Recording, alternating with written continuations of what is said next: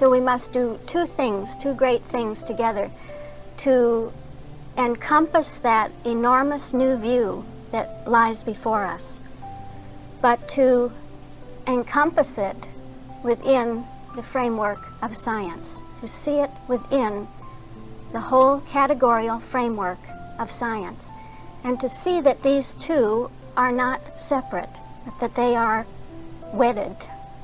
The bigness of the idea, the newness of the idea, the greatness of it is one with the structure of science, the structure of being itself. Well, I would like to just take the beginning of this matrix with you, and let's just start with that cornerstone of the word as the word. So we have that great self-declaration of the I am.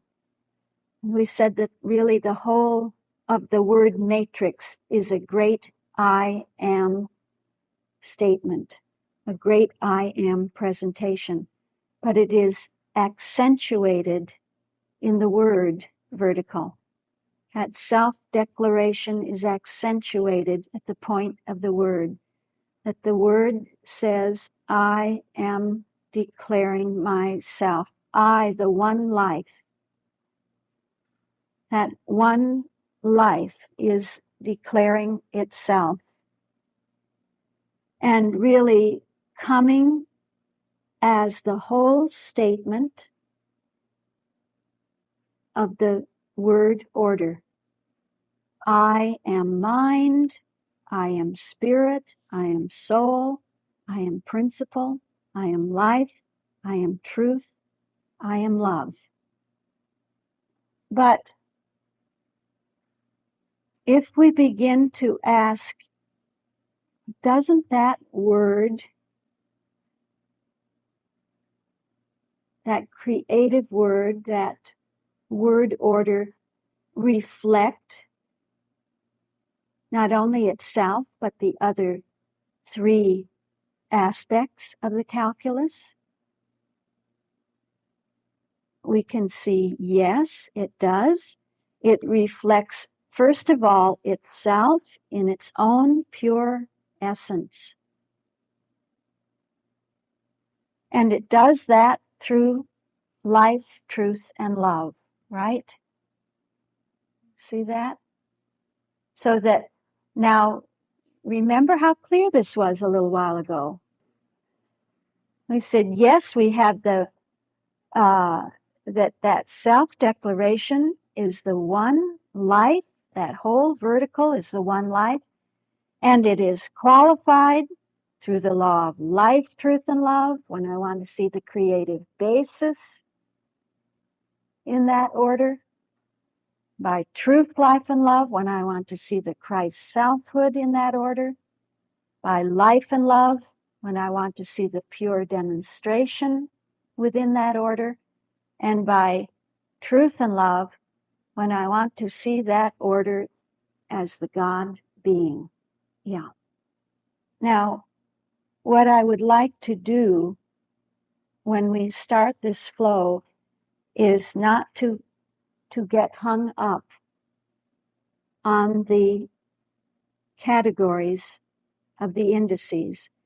I would like to focus mainly on the values of the synonymous terms within the matrix, within the array. Because we don't want to struggle with two unknowns, with two things that need to be cultured. Two aspects need to be cultured. Then not only do we not know what we didn't know before we came, but we don't know what we didn't know before we came. So there's something new that we don't know and something old that we don't know. Let us begin by taking that which is old and unknown to us, and begin to culture that. And then I would ask you to just listen here and there. Do I hear a little bit of another category coming in? Do I hear life in divine science? Or, oh, that reminds me of truth, life, and love. There's something about that that's truth, life, and love-ish. See? Because you do have those tonalities within you. You do have them. And it's only a matter now of relating and interrelating all these categories in a completely new way. Yeah. So we're going to keep the new as a background, as something that we will gradually bring in more and more into the picture, not this week, but for the whole rest of our development. Huh?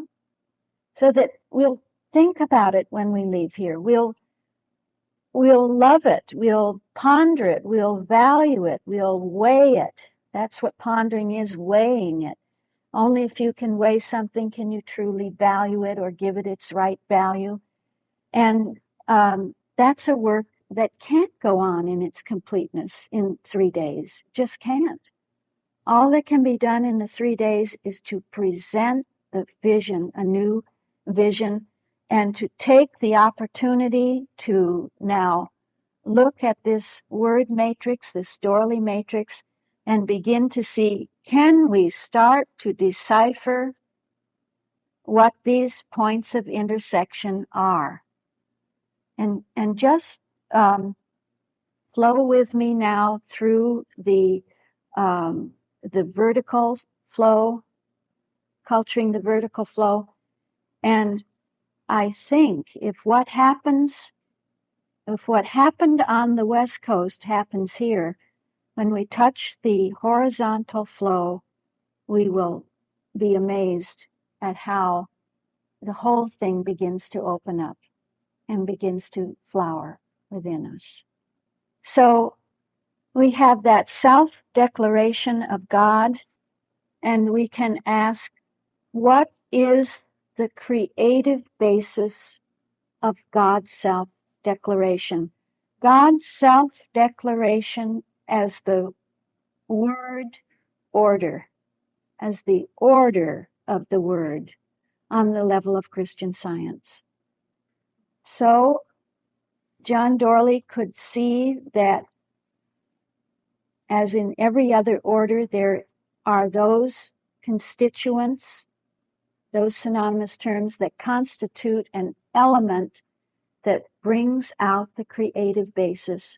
And he could see that at the point of the word, mind, spirit, and soul bring out that creative basis, that they are the creative basis of the word. In what way?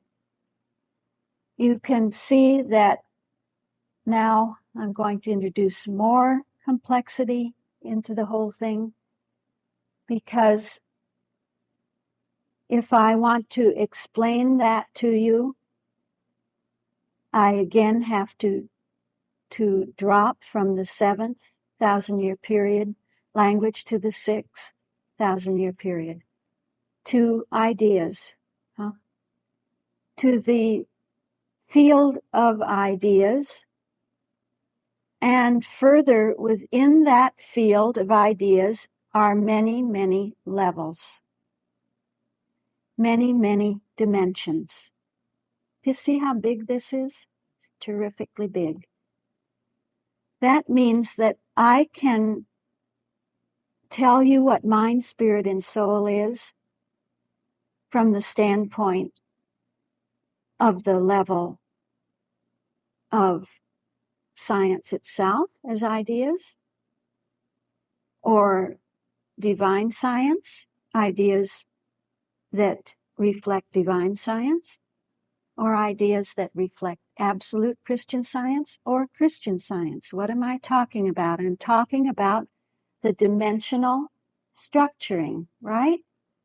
The moment I go to the 6,000-year period, I'm in the realm of scientific metaphysics, the realm of ideas, and we know that we don't just have a huge, amorphous, undifferentiated field of ideas, but that field is structured.